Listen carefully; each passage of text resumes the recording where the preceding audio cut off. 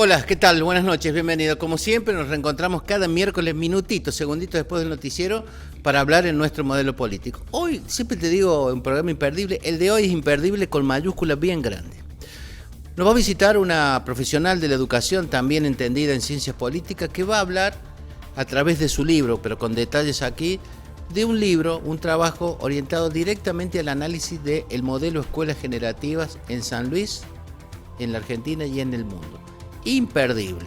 Un rato más tarde, un senador que tiene que votar dentro de pocos días la ley de lemas en el Senado. También vamos a hablar de la realidad de su departamento, Pedernera.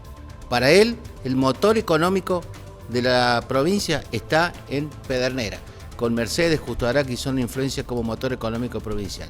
Y en el cierre, siempre estamos recuperando personas con opinión política de peso. Va a estar charlando con nosotros el Juanjo Laborda Ibarra, el ex diputado provincial, titular de la Fundación Pensar, y vamos a hablar de todo, de antes, de ahora y del futuro. Y además, se animó a decir quién será el gobernador el próximo año. Después de la presentación, comenzamos con el programa de hoy.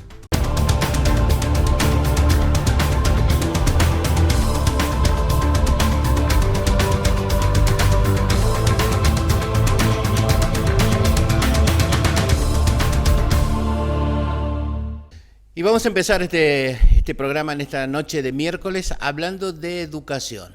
Mucho se viene hablando del tema de educación en el país y en San Luis sobre todo por estos distintos sistemas que viene implementando el gobierno provincial en cuanto a la formación educativa, la educación en San Luis. Y accedimos hace pocos días a un trabajo de profesionales de ciencia de la educación y donde habla de una de las categorías, o al menos me voy a permitir decir así, que tiene implementada la provincia de San Luis para la formación de nuestros alumnos.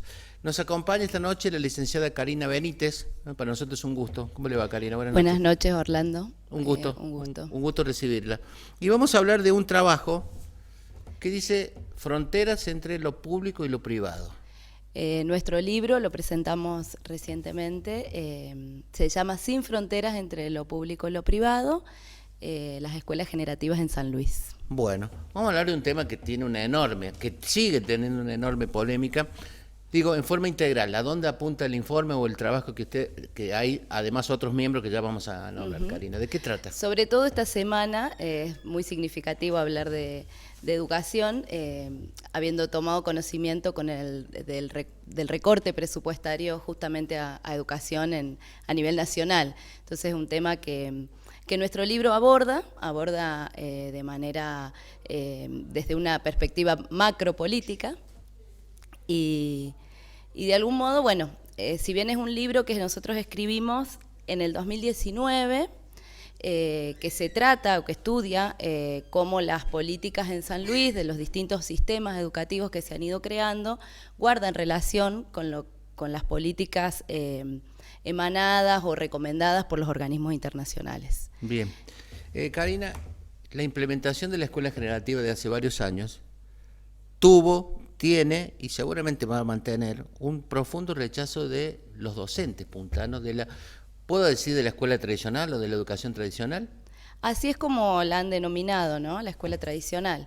La han denominado algunas otras perspectivas pedagógicas en otros tiempos y hoy recobra fuerza esa denominación de escuela tradicional para ponerla como contrapartida de lo que es estas propuestas innovadoras en las que se sostienen las escuelas generativas, las escuelas digitales en su momento también y las escuelas autogestionadas. Innovadoras, que es un poco lo que intentamos explicar en el libro, que en su momento, si bien las escuelas autogestionadas y digitales tuvieron alta resistencia, en el 2016, cuando se crean las escuelas generativas, no fue tal la resistencia. Sí hoy, porque lo que muestra la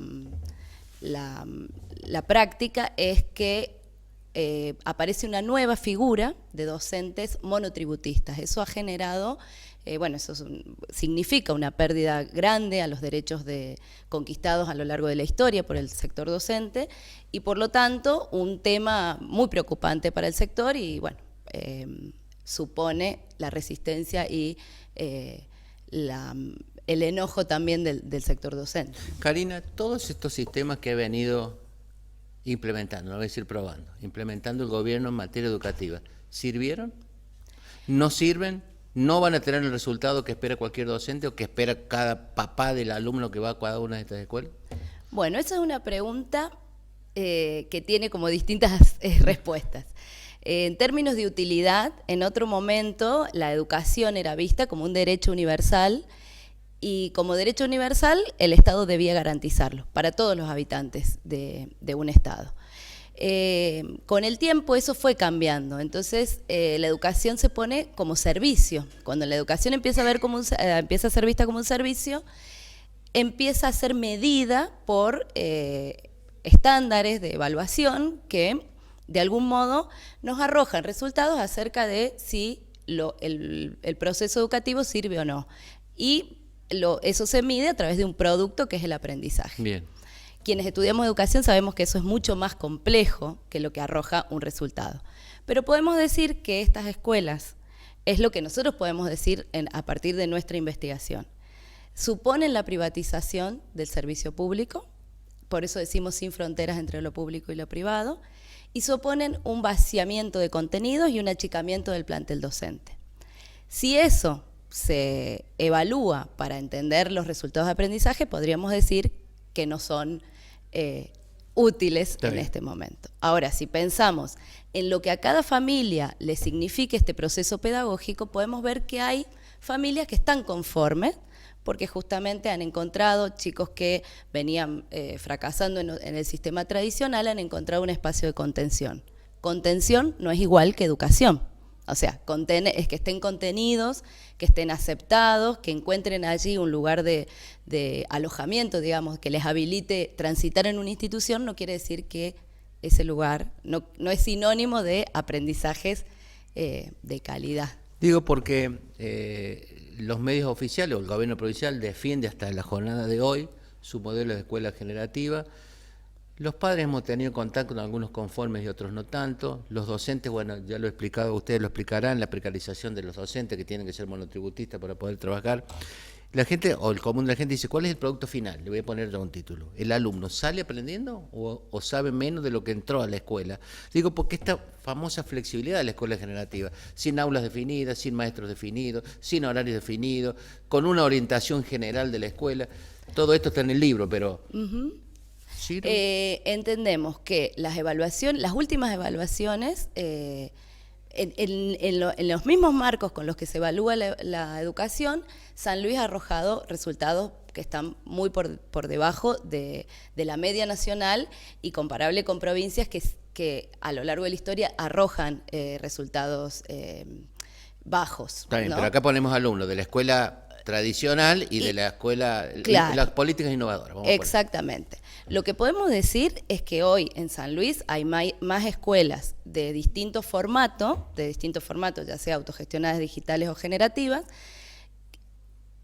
o un equivalente a las que hay en el sistema tradicional. Todas las que se han creado en las últimas décadas obedecen a estos formatos. Entonces, sí entran dentro de las evaluaciones que se realizan y esos resultados fueron negativos. O sea, si se aplica este sistema para mejorar la educación y los resultados educativos son inferiores a los esperados, quiere decir que no funcionan. Si lo medimos en esos términos, diríamos que no funciona. Karina, ¿y cuál es el perfil del docente exclusivo de una escuela generativa comparado con la otra formación, la tradicional? No quiere decir que sea mejor o peor. ¿Cuál es el perfil del nuevo docente? Y el nuevo docente se busca un docente emprendedor, un docente innovador que tenga estos valores o estos principios que son tomados del mercado, de la industria, ¿no? del modelo que era considerado como este docente que tiene que salir a la búsqueda de soluciones rápidas para este mundo que se nos presenta incierto, con un conjunto de elementos que va a tener que el docente ver cómo se las arregla para tener aulas superpobladas, para tener que enseñar contenidos interrelacionados todos, no se respeta una disciplina particular, sino que se tienen como conjuntos de asignaturas nucleadas en, por ejemplo, ciencias sociales. O sea, no hay formación específica en lo que son los conocimientos. O sea, un docente que tiene que ser emprendedor. Esa es la lógica del emprendedorismo que está como en la base de la docencia. Y es un facilitador. Ya la figura de la enseñanza, que en la escuela tradicional era tan fuerte, desaparece para hablar de aprendizaje. Y de esto hablan los organismos internacionales, de el enfoque en los aprendizajes. Por eso nosotros anunciamos como la pérdida, o vamos caminando hacia la pérdida de la escuela como institución formadora. Está bien, iba para ese lado, Karina. Digo, teniendo en cuenta que si uno pone a evaluación a un alumno de cualquier escuela generativa, ¿en otro lugar del país existe esta figura? En otros lugares están implementándose. Bien. Las escuelas de gestión social ya estaban creadas en Chaco, bueno, como lo habilita la Ley de Educación Nacional, la 26.206, habla de las escuelas de gestión social y de la gestión cooperativa. Pero hoy hay escuelas en Chubut que se llaman escuelas generativas, con la misma denominación. En una nota que consultamos hace poco, ellos como revalorizaban esta experiencia en San Luis diciendo que aquí son rurales, sin tener como la lectura más de fondo de qué ocurre en la ruralidad con estas escuelas. Es que en la ruralidad entró la figura de la escuela generativa para el secundario también. Así es. En la actualidad tenemos cerca de 32 escuelas generativas urbanas y cerca de 120 aproximadamente escuelas generativas rurales, que son para el secundario. Espacios donde no había secundario obligatorio para cumplir con la obligatoriedad que establece la norma, la ley, se crean generativas. Nosotros entendemos que son escuelas que son más rentables para el Estado, porque suponen menos docentes, no suponen infraestructura, entonces son más baratas, para decirlo en términos... Está bien, pero hay un dicho que dice que lo barato sale caro. Digo, ¿el alumno que sale de la generativa tiene que volver a estudiar cuando va a la universidad? Hoy es un ámbito bastante difuso y motivo de nuestro estudio actualmente porque los títulos no están... O sea, se ha comprobado que no hay validación real de esas titulaciones. Bueno, es como que hay cierta información a la que cuesta acceder. Entonces, bueno, ahí estamos en la búsqueda de si eso es real o no, digamos, para ser rigurosos y no decir cosas que no tenemos pruebas. Nosotros no tenemos en este momento, no podemos decir no lo son, pero hay ciertas dudas. Es como un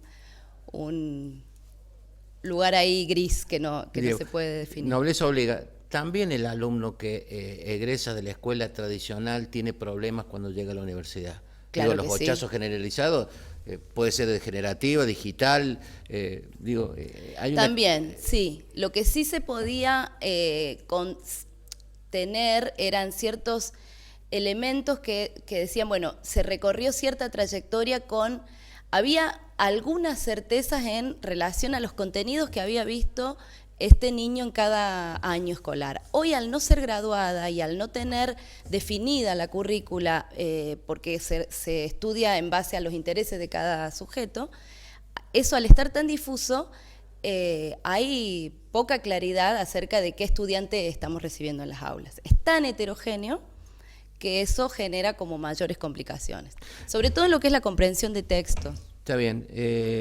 Yo me quedé con un par de frases que hemos ido desarrollando, Karina. Nos enseñaron o vimos la vocación de enseñar de los viejos maestros, los del guardapolvo. Hoy casi se usa y no se usa. Y vos dijiste una palabra en la cual para esta educación innovadora, entre ellas la generativa, que es un servicio de enseñanza. O sea, hay vocación, por eso preguntaba el perfil del nuevo docente de estas políticas innovadoras.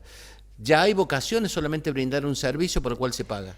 Y cuando la educación es vista como un servicio y no como un derecho, entra en juego todas las valoraciones del mercado, insisto con lo del mercado, porque es vista como una mercancía, como algo que hay que ofrecer a un cliente, y este cliente que paga por esto, aunque no pague directamente, porque estas escuelas son gratuitas, que la gratuidad no es lo que define que algo sea público o no, sino son otros elementos como la responsabilidad del Estado.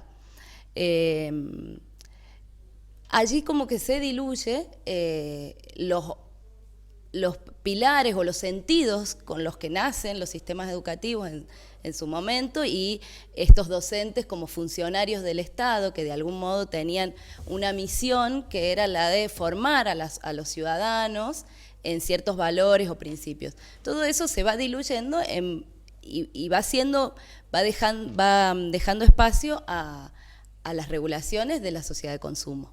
Por eso esa sociedad es la que de alguna manera pone las reglas. Karina, hablaste de la experiencia en el Chaco como escuela social, en Chubut, muy parecido a una escuela generativa como la nuestra. En el mundo, ¿esta innovación en educación existe? Porque muchas veces el gobierno trae cosas exportadas. Cuando se crean las escuelas generativas, van a hacer mención hechos a las escuelas de Finlandia. Bien. Una sociedad que tiene no hay comparación, índices muy bajos de pobreza, de desempleo, bueno, una sociedad en la que no hay desigualdad social. Entonces, bueno, el sistema educativo, cualquiera sea el que se experimente, va a funcionar, porque es una sociedad donde se le paga a sus docentes. Quizá la carrera docente es una de las más prestigiosas y más valoradas en esa sociedad, en la sociedad finlandesa. Cuando nosotros estudiábamos, en el libro hay un poco alguna comparación, decíamos, bueno, qué distinto si nosotros traspolamos un modelo a una sociedad con una desigualdad tal como la que tenemos en Argentina y en San Luis particularmente. No podemos hacer eso en educación, no se puede. Digamos. Hay que tener en cuenta la complejidad del proceso. Por experiencia, este injerto en la educación, es como traer algo, colocarlo acá y a ver si prende o no prende. ¿Va a funcionar? ¿Durará en el tiempo? Lo que nosotros decimos no son recetas o propuestas excepcionales que formen parte de una idea fuera de lo común que solo ocurre en San Luis, como a veces se nos intenta hacer creer, sino que esto guarda relación con lo que esperan los organismos internacionales. Los organismos internacionales, al efectuar préstamos, también recomiendan acerca de las políticas, y las políticas sociales sobre todo. Entonces, esto supone recorte al sistema educativo, supone un financiamiento por la demanda.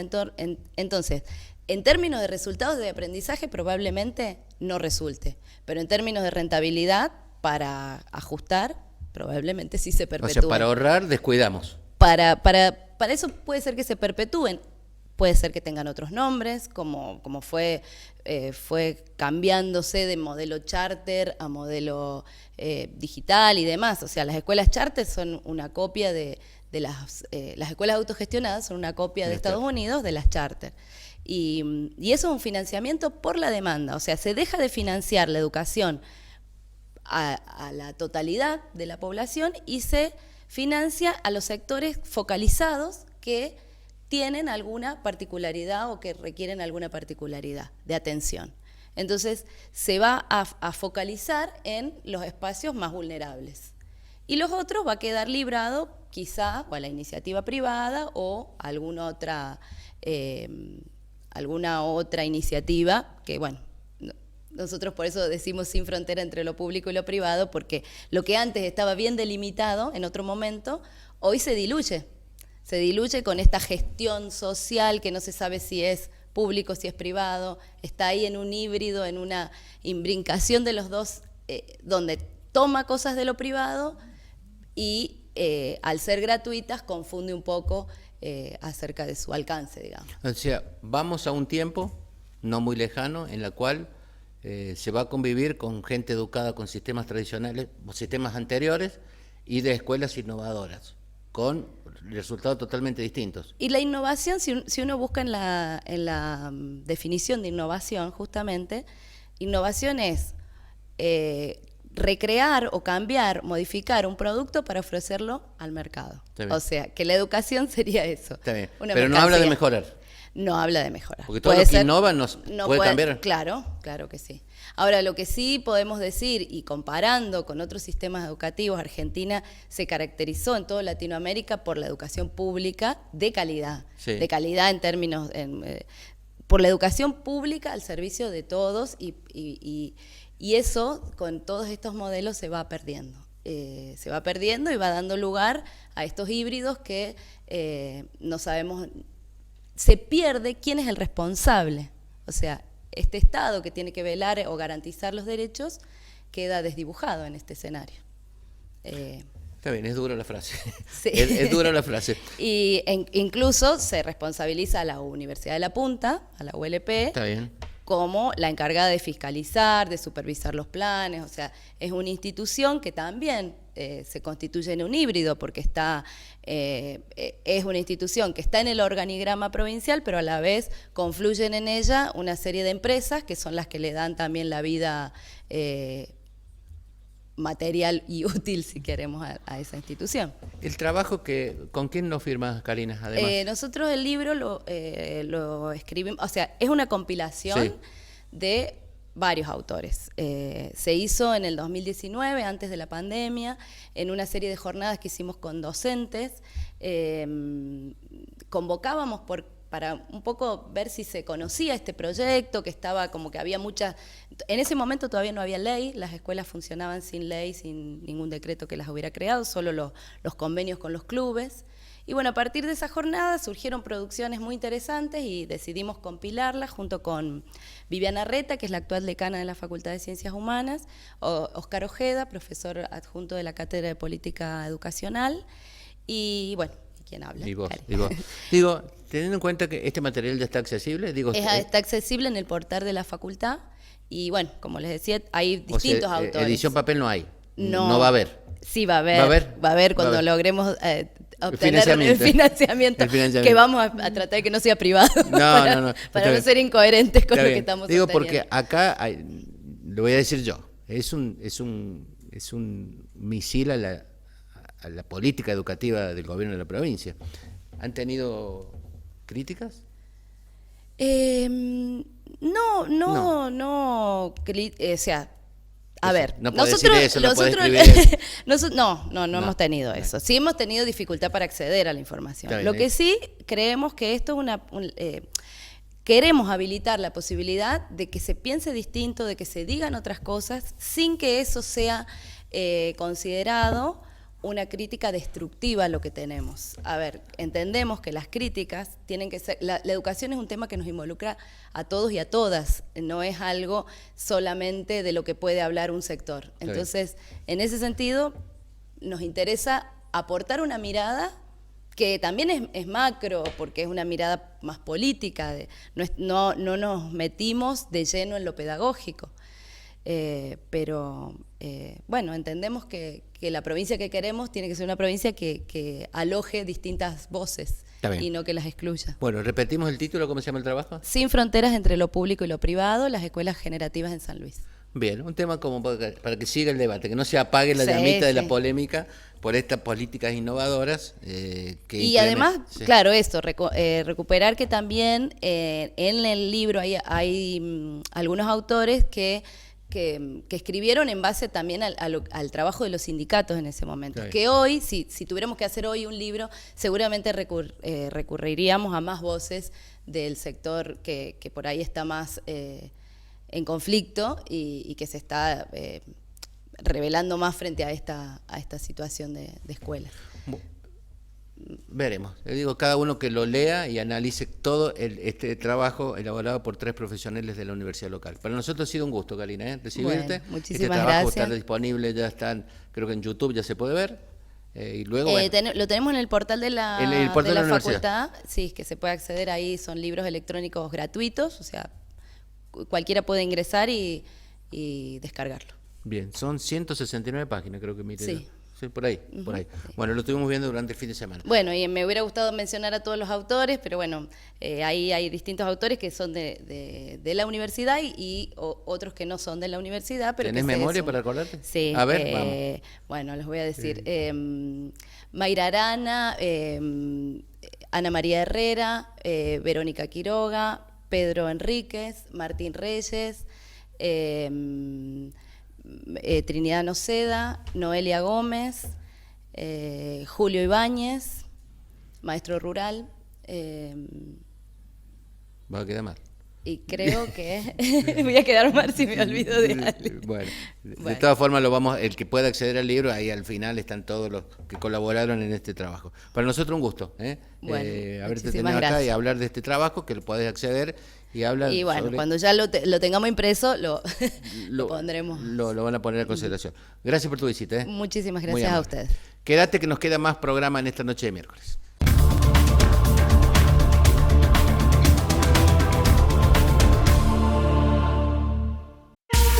Llegó Cumplí y Ganá, la promo de Mega Cable que te premia tu puntualidad. Pagá en fecha y ganá miles de pesos en efectivo todos los meses, más una chapa extra de 10.000 pesos si además sos abonado de los 2 servicios. También vas a poder lucir con orgullo la camiseta oficial de Qatar 2022 con sorteos especiales que haremos durante la previa. Y en el mes del Mundial, como es una promo sobre ruedas, vas a salir andando en una moto cilindrada 110, modelo 2022. Cumplí y ganá con Mega Cable. Participan todos los abonados activos de cable e internet que tengan su cuenta al día. Bases y condiciones en nuestra web.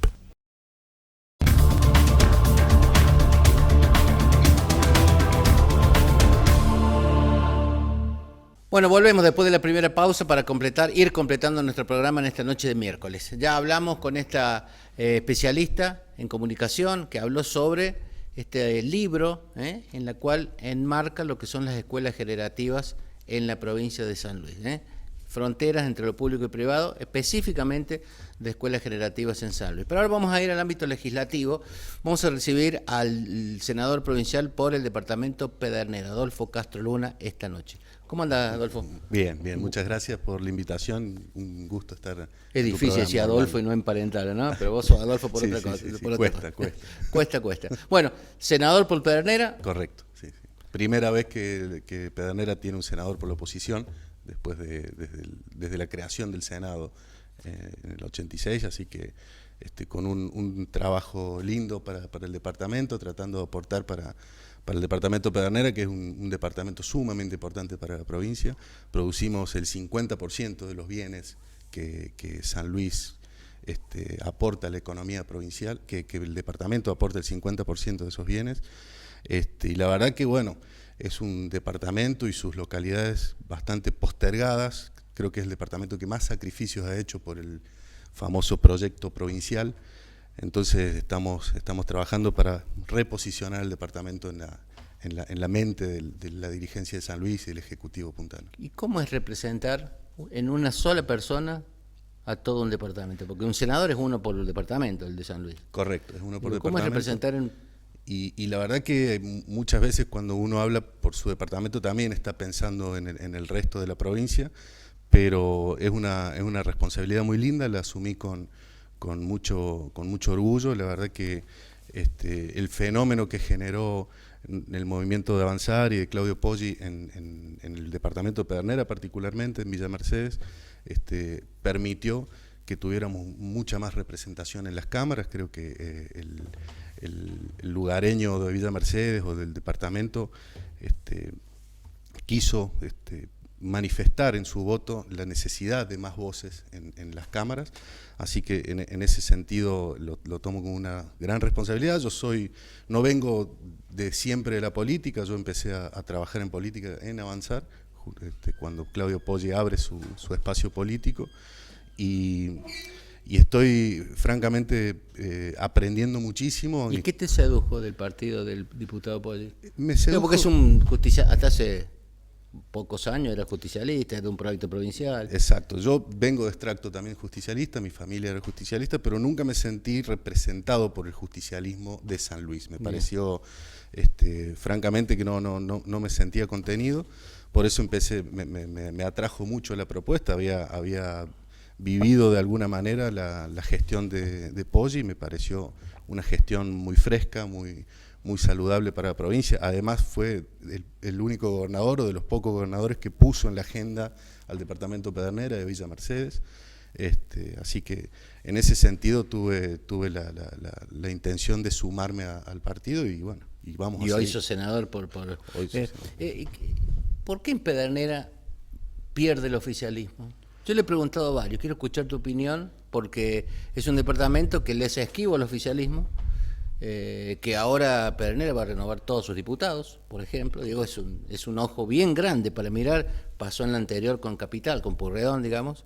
Digo, ¿por qué les esquivo el oficialismo o por qué es un bastión de la oposición Pedernera?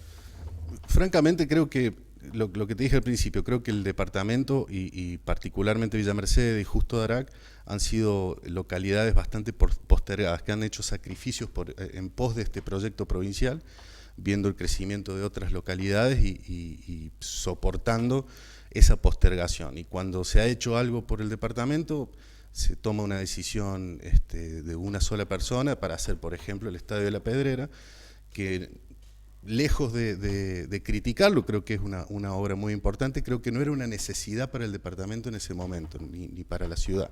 Creo que había en ese momento otras necesidades. Bueno, si uno se remonta al plebiscito que se hizo para votar esa vez sí o no, era...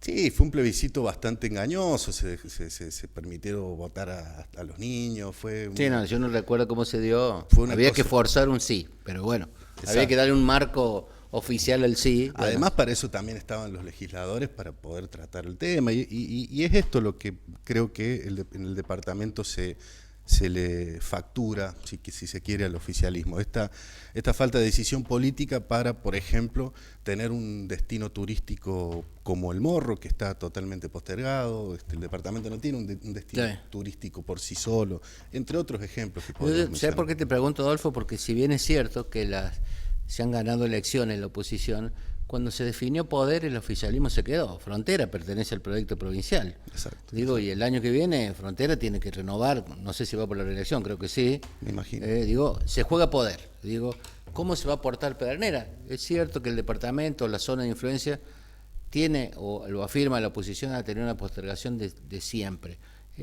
Por ahí se ha incluido algún representante político en la fórmula gobernador y vice, pero de ahí... Son los únicos gestos, y si uno mira hoy la conformación del gabinete provincial, hay muy poca presencia mercedina, muy poca presencia del departamento en ese gabinete. Entonces, cada vez tenemos más voces y creo que eso el habitante del departamento lo ve el estado de los caminos, ve el estado de las ciudades y bueno, hace valer su voto y creo que enhorabuena. O sea, castiga sí.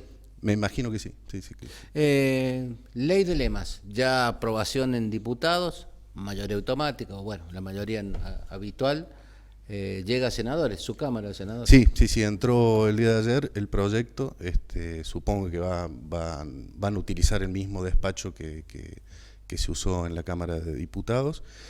Cabe aclarar que todos los diputados de la oposición, que no son del oficialismo, votaron en contra del proyecto por distintas causas, pero todos con el firme argumento de esta falta de consenso con los espacios políticos para cambiar la ley electoral, derogar.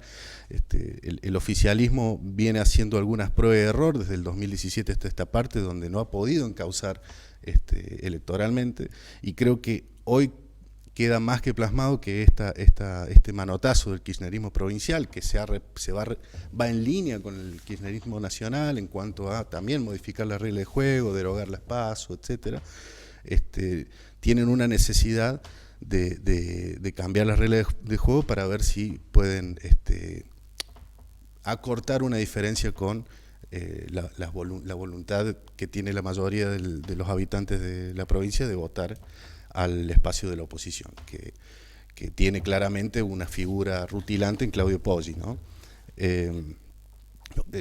La otra señal que emite el oficialismo, por lo menos una lectura personal, es que es una señal de debilidad por no tener un candidato claro a la sucesión del actual gobernador, y por el actual gobernador estar impedido a ser nuevamente candidato. De manera que abre el juego, por llamarle de alguna manera, a todos los que tengan intenciones. Pero a los partidos chicos no es cierto que los beneficie, les hace un daño muy grande porque los atomiza.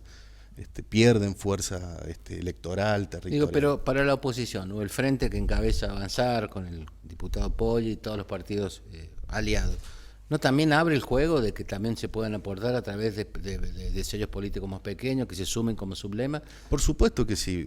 A ver, creo que las cuestiones electorales vamos a tener que ir siguiendo, porque también esto depende de una reglamentación. Una vez que salga de la Cámara de Senadores, que me imagino se va a aprobar sin los votos de la oposición, de Sergio Guardia y míos, hay que esperar y mirar con atención la reglamentación de la ley por parte del Ejecutivo, donde se van a determinar tiempos, distintas cosas, donde también ahí vamos a ver si realmente hay una voluntad de transparencia. Como lo dijo el diputado Merlo en su alocución, y yo estuve hablando con algunas personas de Mercedes que son los que trajeron la ley de lemas por primera vez a San Luis, como el doctor Ruiz, que manifiestan que era cuando se implementó el sistema era una necesidad por la vuelta a la democracia en la Argentina. Entonces, todos los partidos políticos compartían el mismo problema. Hoy, el problema del oficialismo no es el mismo problema del resto de los partidos políticos. No sé si me explico. Ellos aducen un tema económico, achicamos gastos. Exacto. Desde ese punto de vista, también hay que ver si los municipios terminan adhiriendo, porque si no, también se diluiría ese efecto. Claro, son los municipios con consejo deliberante. Con carta orgánica, exactamente, exacto. Consejo Deliberante. Entonces, ese efecto del ahorro monetario también se vería diluido si no hay una adhesión por parte de los municipios, que todavía no sabemos cómo se van a comportar. Estamos hablando de Merlo, Darac, Mercedes, San Luis. Bueno, ya hay dos. Merlo y Concarán institucionalmente rechazaron la ley de lemas. Sí. Sin embargo, en el presupuesto de Merlo hay un apartado donde habla de elecciones. Bueno, habría que preguntar a Guardia, que es de allá. O don Guardia o don Álvarez Pinto. Pero necesariamente tenemos que seguir un poco las acciones del Ejecutivo como para terminar de ver si realmente hay una voluntad de este tipo o si hay una voluntad de utilizar un sistema electoral para confundir a la sociedad en principio y atomizar a los partidos más pequeños. Sí, yo digo porque la gente de aprobarse, que casi es un hecho, creo que falta la formalidad, hay, ¿cuánto? ¿8 votos fijos? ¿Seguro? 7 de 9. Digo, el presidente de la Cámara, ¿va? Sí, está yendo el doctor Moner Ruiz. ¿Qué es de la vida de Moner Ruiz? Está frisado para todo el viaje. La verdad es que no conozco la relación interna del partido oficial, pero él está asistiendo. Lo que sí me es el vicegobernador, decimos. Por supuesto, y creo que Rodríguez Sá está de viaje. Sí. O sea que es el actual virtual gobernador hoy por hoy, si es que está en España. Sí, viajo. Entonces, supongo que estará firmando decretos y demás. Bueno, no te pongo en ese aprieto. No, pero digo, se ha ido el gobernador muchas veces y no creo que no pasa por ahí la delegación del Poder Provincial, pasa por otro lado, más familiar que institucional, donde debe recaer el... Pero insisto que sí, está asistiendo, el presidente de la Cámara está asistiendo y haciendo su labor, que la hace muy correctamente, yo siempre lo destaco. Adolfo, la gente está más preocupada hoy en la Argentina, San Luis no es una isla, en comer y llegar a fin de mes. La oposición ha apuntado mucho, y también la prensa, que la gente puede tener una confusión a la hora de votar. ¿La gente realmente está viendo la ley de lemas como la ven los medios, los legisladores, la política, o la gente está más preocupada por otra cosa? Totalmente de acuerdo, Orlando. La verdad que nosotros estamos... el otro día escuchaba una referencia que hacía un colega suyo, Carlos Pañi, respecto a unos estudios que habían realizado, y hablaba de que muchos de los consultados, cuando le preguntaban respecto a la política, mencionaban una especie de metáfora diciendo que la política es como un circo que se quedó sin público. Y la verdad que llama la atención que la gente esté tan descreída. No llama la atención que la gente esté tan descreída de la política, porque estamos nosotros debatiendo con grandilocuencia un tema que a la gente realmente no le interesa. A la gente le está interesando esto que decís vos, cómo llegar a fin de mes, cómo seguir mandando a los chicos a la escuela. San Luis tiene el 40% de su población en estado de pobreza. 7 de cada 10 chicos no llevan no completan las 2 comidas diarias. Estamos con una situación de educación, de seguridad, de salud bastante precarizada, donde hay protestas de los empleados permanentemente. Entonces, y esto un poco nos hace reflexionar y nos interpela a la hora de discutir estos temas en las cámaras. Y te agradezco la mención y estoy completamente de acuerdo. Tenemos que trabajar para generar soluciones laborales, soluciones habitacionales para los habitantes de San Luis, que están pasando un momento, y no solo de San Luis, sino a nivel nacional, porque la verdad que el gobierno nacional, apoyado por el gobierno provincial, nosotros no nos olvidamos de los actos que realizaron en La Pedrera, ni el último acto en el marco del progresismo feminista que aduce el oficialismo, que fueron expresiones absolutamente kirchneristas en la provincia. No dejamos de ver eso, y realmente es el kirchnerismo que está produciendo un fuerte ajuste en materia de tarifas, en materia de alimentos, y no están llevando soluciones a la hora de generar fuentes de trabajo, a la hora de generar soluciones a los vecinos. Así que comparto totalmente esta visión, y la verdad que con este ejemplo que digo, que es un circo sin público, que la gente se aburrió y se fue, y estamos la clase política está hablando de cosas que no le interesa a la gente. Creo que es un ejemplo patético quizás, pero patente del tema.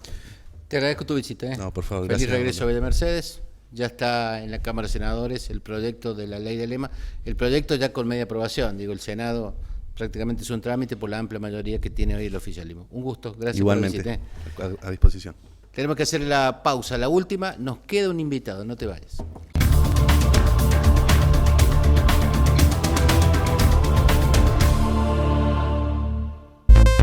Seguimos trabajando para llevarte la mejor conexión.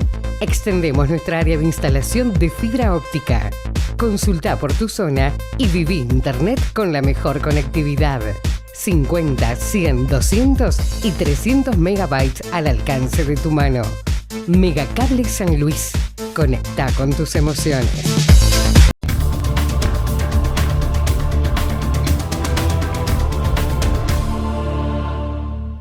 Y ahora vamos a entrar en la última parte del programa de este miércoles. Ya hemos hablado con un legislador, hablamos con esta entendida en educación sobre las escuelas generativas. Y ahora hemos recuperado a alguien que hace mucho tiempo lo queríamos traer y está esta noche aceptado gentilmente venir a charlar un ratito con nosotros. Su mirada es muy importante, ha sido legislador, es un pensador, está a cargo de una fundación, ya la van a conocer, y es una palabra autorizada para hablar de muchísimos temas. Está el escribano Juan José Laborde Ibarra esta noche con nosotros. Juanjo, ¿cómo andas? Buenas noches. Buenas noches y gracias por la invitación. Un gusto tenerte por acá, ¿eh? De nuevo. De nuevo. No sos habitual de los medios, ¿no? Alguna vez sí, ahora hace tiempo que estaba retirado, pero la vocación y el compromiso con las cosas públicas nunca se dejan de lado. Por ahí te he visto que escribís en algunos medios digitales. Hace algo de tiempo, historia. Yo amo la historia de San Luis, sí, y creo que hay muchas historias importantes, algunas grandes, otras pequeñas, pero todas importantes, que se conocen poco o no se conocen. Entonces, de hace tiempo vengo recopilando antecedentes y publicando en algunos medios digitales historias pocas conocidas de San Luis. La última fue la participación de un puntano en una gesta humana única, que fue el rescate de los rugby uruguayos en el año 1972. Se cumplieron la semana pasada 50 años, y el jefe de la búsqueda del lado argentina, el entonces vicecomodoro Rafael Cantizani, una familia muy conocida de San Luis, fue quien tuvo a su cargo la búsqueda por el doble de lo que lo buscaron las fuerzas de rescate chilenas durante los 20 días. Está bien, él buscó de la frontera para de este la lado. Por Argentina.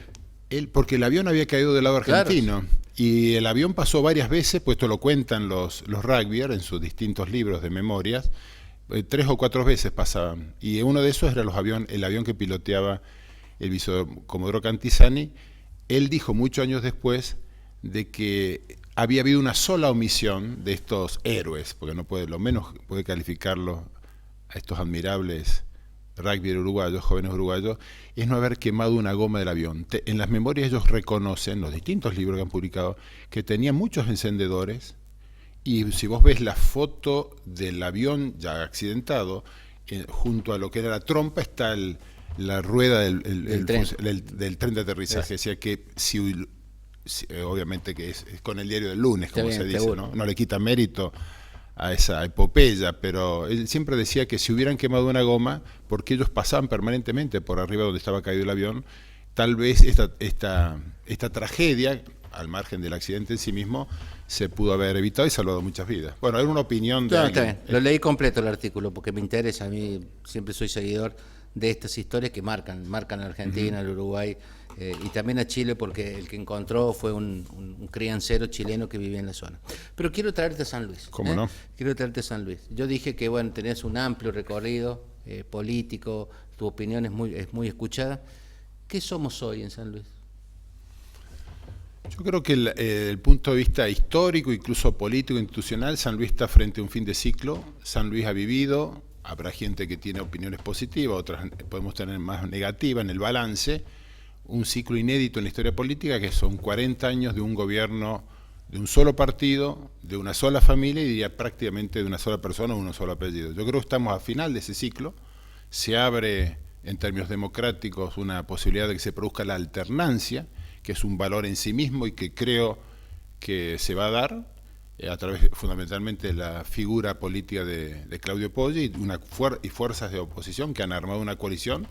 Creo que el año que viene va a haber cambio de gobierno, cambio de signo y cambio de valores en la gestión pública en San Luis. ¿La oposición también es la misma? Ha habido cambios generacionales, ha habido mucho aprendizaje. Creo que las personas que protagonizamos en algún momento etapas de esa lucha política tenemos la obligación moral de contribuir con consejos, con sugerencias, participando, no digo ya en cargos con expectativa porque le corresponde a una nueva generación. Nosotros estamos más para aconsejar y acompañar reflexiones. En estas 4 décadas, hablando un poco de una canción y de otras cosas, ¿la oposición no pudo o no supo ganar poder? Digo, si bien alternó... Yo creo que de todo. ¿De todo? Es difícil luchar, está en la historia política de San Luis. A ver, en San Luis, por el sistema electoral y la conformación sociopolítica, socioeconómica que tiene la provincia de San Luis desde 1855, primera constitución, nunca en San Luis, salvo una sola vez, en un proceso electoral el oficialismo fue derrotado, sobre todo en los cargos de grande expectativa de gobernador.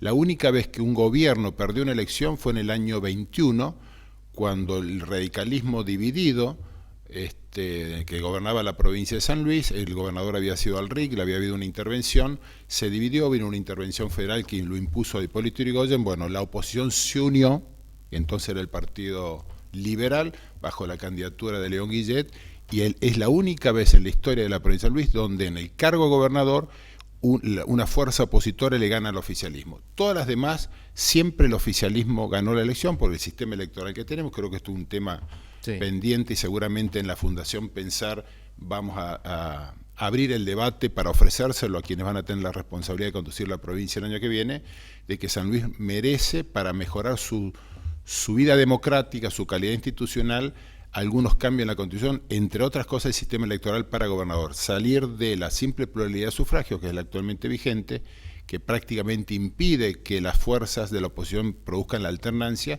por un sistema de balotaje. Esa es al menos la idea de algunos, de que la Constitución de la provincia incorpore, o sea, reformada, a través puede ser del mecanismo de enmienda, el sistema electoral. No hay democracia si no hay alternancia. Y con un sistema electoral que bloquea o impide que se produzca la alternancia, me parece que estamos bloqueando la posibilidad de la vida democrática interna, ¿no? Ya que metiste el tema ahí de la forma de votar, está ahí en sus últimas acciones la ley de lemas, digo, que ha sido aprobada en diputados, será aprobada seguramente en senadores. Seguramente los votos están.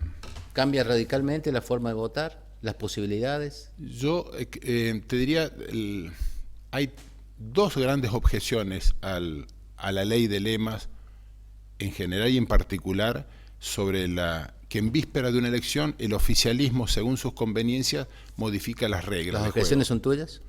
No, de muchos. Aparte, está en la Fundación piensan lo mismo. En la Fundación el debate se ha abierto, hay consultas a legisladores o políticos de otras provincias. San Juan pasó lo mismo, ha habido intentos de implementar la ley de ley en otras provincias, en algunos casos es para una sola elección y después la derogan. Las dos objeciones grandes son: primera, el sistema, desde el punto de vista técnico, la ley de lemas habilita la posibilidad de que quien sea electo por un sistema de acumulación de votos ajenos sea consagrado gobernador de la provincia alguien que no tiene la mayoría. Está bien. Esto rompe el principio básico de la democracia, que Claro. el ciudadano que va a ser gobernador de la provincia tiene que ser el que goza de la mayoría de las simpatías de un pueblo.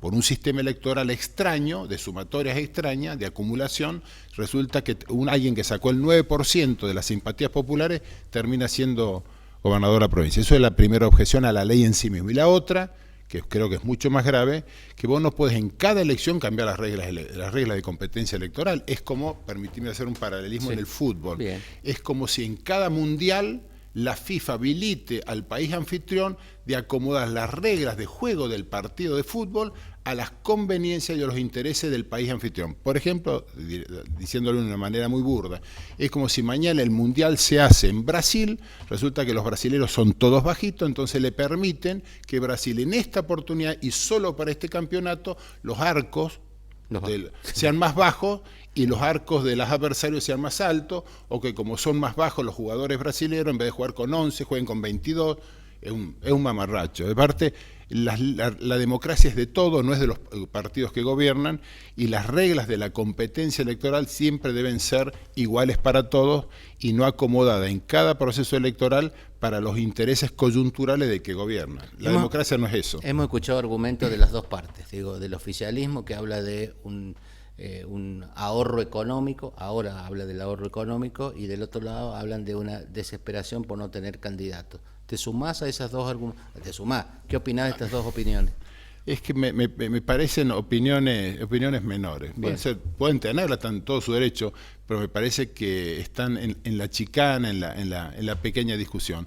La democracia es mucho más que eso. La democracia requiere reglas electorales parejas para todos y no que se cambien en cada elección. Si uno ve las democracias en otros países en el mundo, las reglas de la democracia duran, no digo décadas, hasta siglos. Fíjate en el caso de Estados Unidos. Estados Unidos tiene un sistema electoral que a mí no me puede gustar, pero como es el aceptado por todos desde siempre, eso no se toca. Por ejemplo, todos sabemos que en la elección, al menos de Trump ganó por el sistema electoral indirecto, logró más electores, pero en la sumatoria de los votos, individualmente contados, su competencia, que era Hillary Clinton, tuvo más votos. Pero eso no se discute, porque las reglas de competencia electoral, una vez que se fijan, hay que respetarlas. ¿La ley del lema favorece a todos y perjudica a todos? Eso depende de cada coyuntura electoral y depende de cada cargo. Los sistemas electorales, dicen todos los especialistas en el tema, dice, en una coyuntura electoral y en un cargo particular, una ley de lema puede beneficiar a unos o a otros, y esa misma ley, igual, en otro cargo y en otro momento histórico puede producir un resultado distinto, en términos de resultado, para contestar tu pregunta. Yo creo que en este caso particular, puede ser un poco atrevida mi respuesta. Yo creo que quien más beneficia a la oposición y menos al oficialismo. ¿Claudio Poggi Encarno representa el perfil de la oposición para disputar poder con el oficialismo? ¿O es el que está de turno, el que está ahora? Es que las dos respuestas. Yo creo que uno puede mirar a un candidato, me puede simpatizar más o menos a mí, pero si expresa, como creo que lo expresa Claudio Poggi, hoy, la persona que encarna al menos no digo la unanimidad, la mayoría de los deseos de cambio, me parece que esa es la persona. Y yo creo que lo es, lo ha probado en las últimas elecciones. En otros procesos electorales habían otras personas. Hoy me parece que es Claudio Poggi. Seguramente en las próximas elecciones habrá otros, pero me parece que este es el momento de Claudio. Y creo que va a ganar el año que viene. Sí. Y lo va a ganar cómodo. Sí, ¿Para vos es cómodo? Sí, yo creo. Si no pasa un a pesar tsunami, de la ley del lema. Sí. Bueno, acaba de decir que favorece más a la oposición que a la oficial. Porque me parece que en esta coyuntura, para ese cargo, hay un amplio sector de la opinión pública que tiene fijada posición, que es la oposición o el cambio, que me parece que hoy lo encarna Claudio Poggi, y me parece que el oficialismo tiene dificultades de elegir de su seno candidatos o candidaturas de cierto volumen político, que por más que intente sumarla a través de sublemas, me parece que esas sumatorias, lejos de sumar, se neutralizan. Con lo cual, en una primera mirada, me parece que el mayor beneficiario es la oposición. ¿Hay intentos de sellos partidarios de ir por el medio? ¿Hay lugar en esta polarización? No. Hay momentos en la historia de los pueblos que no hay avenida del medio, que es o mantenemos lo que está o hay una necesidad de cambio. Yo creo que en la Argentina, no solo en San Luis, están viviéndose vientos de cambio desde hace mucho tiempo. Lo que faltaba, y voy a una metáfora náutica, que a veces es muy gráfica, que cuando vos tenés viento a favor, lo que tiene que hacer el timonel o el capitán del barco es desplegar todo el volumen de las velas. Me parece que Claudio lo está haciendo. Creo que ha habido otras oportunidades donde ha habido vientos de cambio, pero que la dirigente oposición, hasta por cuestiones menores o personales, dividió y no pudo aprovechar todo el viento a favor. Vos hablas de una oportunidad, no sé si única, histórica, o el tiempo da justo para el recambio en la conducción de la provincia. ¿Y si no gana y repite el oficialismo, a qué asistimos? ¿Con alguien que no sea de la familia gobernante? Primero, estoy convencido de que el cambio gana. Primero. Segundo, si por decisión de la mayoría de los puntanos y quienes tenemos una visión crítica de estos 40 años, habrá que arremangarse, seguir trabajando, y le tocará a otra persona, a otra generación. Pero yo creo que estoy convencido de que hoy por hoy en el país y en la provincia la voluntad de cambio es mayoritaria en los argentinos y los puntanos. Juanjo, hablar, pensar, escribir, debatir, contar, hablar como lo haces con nosotros, ¿no te da ganas de volver a la política? Sí, pero en otro lugar. Uno tiene no solo la obligación, el derecho a veces de elegir el lugar. Y me parece que en mi caso personal el lugar es acompañar, aconsejar, contribuir con ideas, con propuestas. Ahí me siento mejor. Ya en las primeras trincheras para otra generación. Está bien, puede ser. En la trinchera hay que agacharse y combatir. No, siempre comprometiéndose, desde luego. La vocación por la política uno la lleva en la sangre, es decir, yo siempre he dicho, principalmente que sea autorreferencial, mi vocación es la política, mi profesión es la escribanía. No hay que mezclar esas cosas. Quienes la han mezclado no les ha ido bien en la política. ¿Quién es Milei? ¿O qué es? Milei expresa un nivel de descontento importante en lo cuantitativo y muy preocupante en lo cualitativo. Es lo que comúnmente se llama las expresiones críticas antisistema. A mí me preocupa mucho Milei. ¿Por lo que dice? Por lo que dice, por lo que él dice que quiere hacer, incluso por su estabilidad emocional. Me parece que Milei es una persona que no tiene la estabilidad emocional que requiere un gobernante, y eso es muy peligroso. A la historia de la humanidad en el siglo XX ha habido casos parecidos, donde han cabalgado en momentos de protesta, de queja, de desilusión sobre determinado orden establecido, y ha aparecido algo peor. La historia tiene muchos ejemplos. Pero hoy si vemos ustedes en la fundación o a tu despacho o a tu escritorio, Juanjo, te llegan intenciones de voto, imagen positiva. Sí, Milei está con Patricia Bullrich, los dos mejores. Sí. Por eso digo que es preocupante. Yo Milei lo miro de dos maneras. Primero, como expresión de un sector importante de la sociedad de descontento, pero también lo veo con mucha preocupación de que siga creciendo la protesta social y que quienes participan de las ideas antisistema, como es Milei, como pueden ser los dos extremos, ¿no? También está la extrema izquierda, puede llegar a coronarse. Me parece que es muy preocupante. Me preocupa Milei. ¿Sabes por qué te lo quiero relacionar? Sí. Porque ahí estuvo tu hermano, el Raúl, y a él le gusta Milei. Bueno, está bien. ¿Qué dice el Raúl? No sé qué dice, pero en mi familia somos todos democráticos, cada uno piensa individualmente como quiere. No, a mí me preocupa Milei. No solo no comparto las ideas de Milei, no creo que él sea ni un libertario, hay un tema largo para discutir desde el punto de vista filosófico, pero Milei es un reaccionario que está cabalgando con cierta inteligencia la protesta social, el descontento social, que es muy grande, obviamente, si sobran motivos Está bien. para Pero estar... él gana seguidores porque dice lo que la gente quiere escuchar. No sé si eso es así. Él lo afirma así. O sus Bueno, seguidores puede ser. dicen, Milei dice lo que la gente quiere escuchar. Digo, hay que preocuparse Pregunto, ¿la gente quiere escuchar la venta de órganos? Yo creo que no. la aportación de armas. La aportación de armas. La gente, cuando digo la gente, digo la mayoría de la gente sensata, con ningún nivel de compromiso con la cosa pública, obviamente quiere que haya seguridad, el Estado con el monopolio de la fuerza tenga una institución llamada seguridad, capacitada, profesionalidad, con todos los recursos tecnológicos que nos garanticen la libertad, la propiedad privada, nuestra seguridad personal.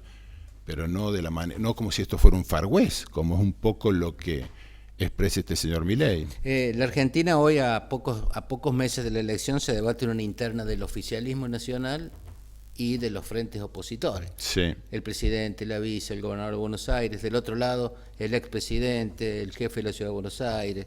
Digo, ¿qué tiene que hacer la gente? Digo, porque la gente no sabe para dónde mirar. Mira para un lado, peleado. Como en toda la democracia, tiene que participar en las PASO del año que viene y votar de todas esas ofertas electorales la que simpatiza más. Democráticamente, yo creo que no hay que preocuparse que haya 5, 10, 20 opciones electorales. Democráticamente elegiremos las que más nos seduce, la que creemos que nos va a sacar de esta crisis en la que vivimos y aceptar las reglas de democracia.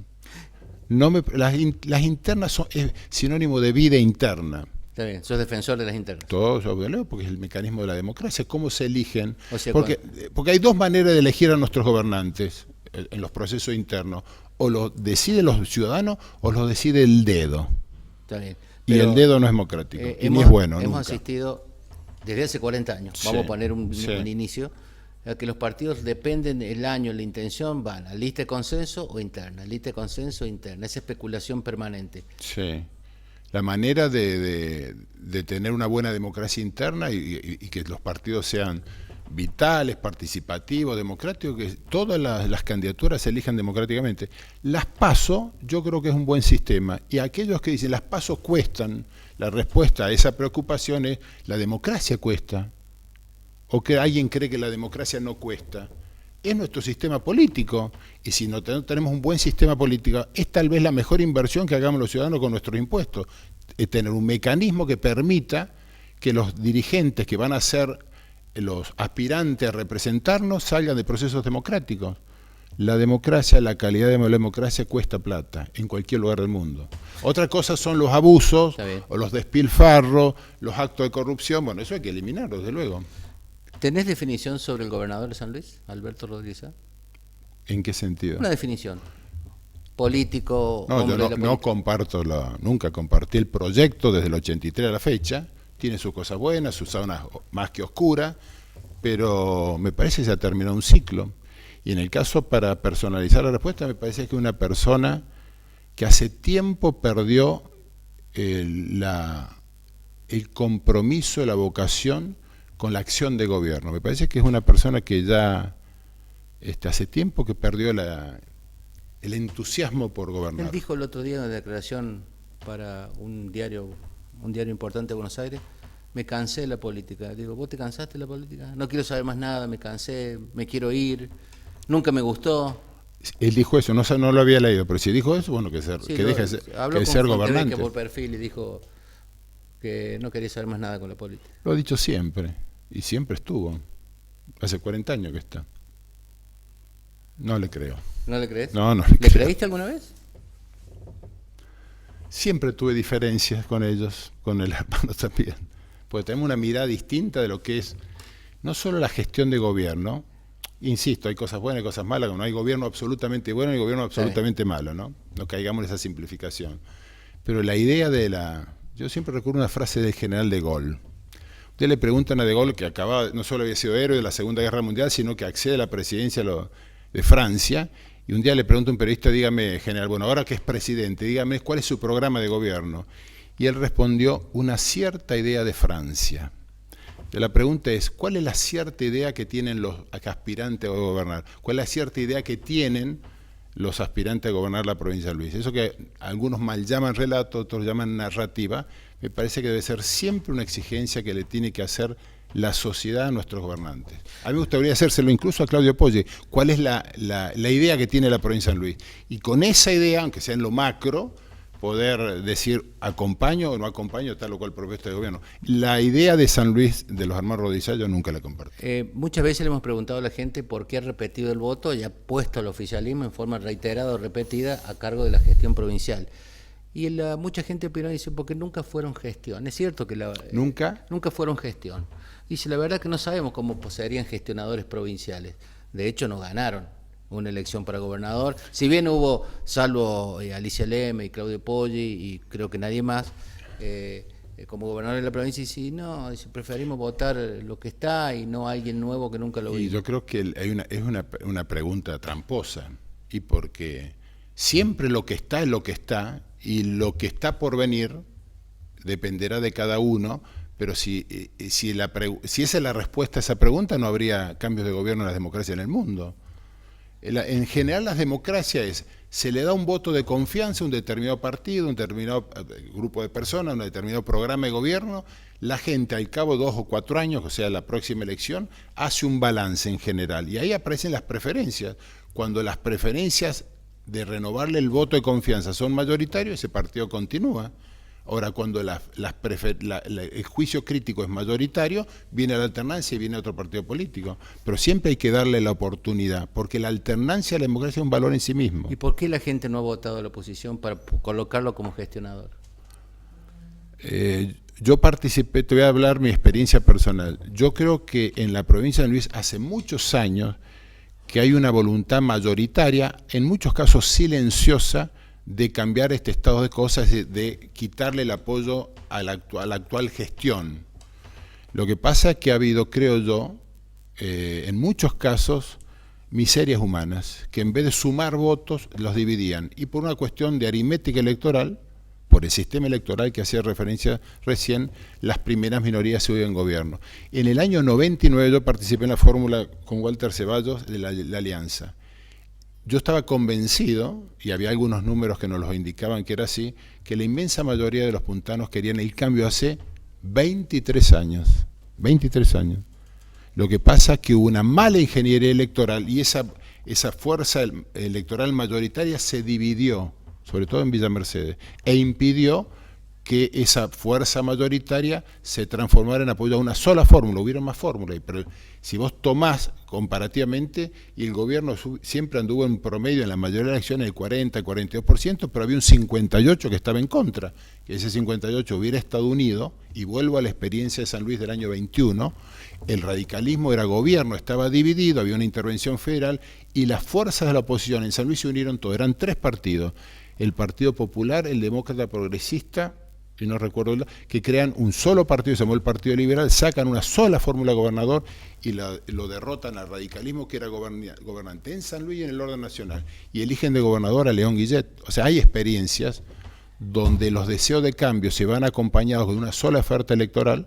Vuelvo a la metáfora náutica, si tenés viento a favor y desplegás todas las velas, ese viento lo aprovechás. Si las dividís a las velas o no las desplegás o las colocás mal, el viento pasa. Es lo que habrá pasado en San Luis. En los últimos años ha habido una tendencia en Latinoamérica de que los presidentes son partidos de izquierda, todos con algunos problemitas, Boris en Chile, Castillo en Perú, en Colombia ahora, bueno, el propio partido aquí en la República Argentina. ¿Son épocas?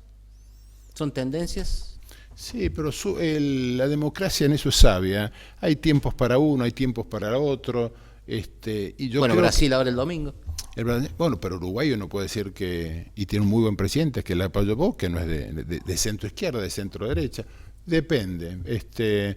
Lo bueno de la democracia es que a través de la alternancia le da oportunidades a todos. Y todos van aprendiendo, y en ese aprender, en ese caminar con las 2 piernas, los pueblos en general progresan. ¿Lo escuchaste a Mujica? No, yo tuve una visión distinta sobre el fenómeno Mujica. Yo creo que el fenómeno para mí, no es Mujica, es la democracia uruguaya, donde obviamente Mujica tiene un rol muy importante. Nosotros los argentinos deberíamos no focalizarnos en Mujica, deberíamos focalizarnos para aprender y mejorar nuestra vida institucional y nuestro desarrollo económico y social en la democracia uruguaya, donde Mujica tiene su lugar relevante, donde Sanguinetti tiene un lugar muy importante, donde la calle Pau. Nosotros tendríamos que mirar la democracia y no focalizarnos en Mujica. Y sobre Mujica yo diría, y le he preguntado a muchos amigos míos que lo han ido a ver y que lo admiran, yo le he preguntado, y no todos me lo han sabido responder, ¿a qué Mujica admiran? ¿Al de los años 60 o al que vino a San Luis? ¿Al montonero o al actual? ¿Al Tupamaro o al actual? Porque aquel Mujica, en aquellos tiempos, obviamente siempre hay que juzgarlo según la época, él creía, y lo dijo, pero en otro contexto, de que ellos tenían un sueño de una sociedad mejor, ha dicho Mujica, en los 60. Yo pregunto, la dictadura del proletariado, que era el proyecto político social de Tupamaro, ¿era la sociedad mejor? Yo creo que no. Ha fracasado en el tiempo. Ahora, este Mujica es un demócrata, es un hombre que cree en el capitalismo, tan es así que lo dijo acá y lo dijo en su famoso encuentro en el Hotel Conrad días antes de asumir como presidente, que le dijo a los empresarios argentinos, traigan toda la plata que quieran, inviertan, produzcan, crean puestos de trabajo y paguen impuestos. Si lo hacen, bienvenido. Eso no es un hombre de izquierda, eso es un hombre que cree en el capitalismo moderno, que lo dijo también en el Ave Fénix. Lo dijo en el Ave Fénix. La última, ¿estás convencido, te lo vuelvo a preguntar, de que hay un cambio de rumbo y de gobierno el próximo año en San Luis? En el país y en la provincia, para bien y felicidad a la mayoría de los. Sé que va a ser un desafío, no va a ser una tarea fácil. Si uno mira desde el lugar que va a llegar seguramente Claudio Poggi a la gobernación el año que viene, 65% de los niños puntanos viven en hogares carenciados. El drama social que está viviendo la provincia de San Luis, la vive el país, pero me parece que hay índices en la provincia de San Luis que lo tenemos que aceptar, y de ese punto de partida va a requerir inteligencia, vocación, dedicación y mucho acompañamiento de la sociedad, porque el desafío es muy importante. Hay que revertir un proceso de deterioro social y económico en San Luis muy grande. Muchísimas gracias por gracias por la invitación. Un gusto como siempre. Nosotros nos despedimos, llegamos al final de nuestro programa. Como siempre te digo y te invito, nos reencontramos el próximo miércoles, misma hora y mismo lugar. Gracias.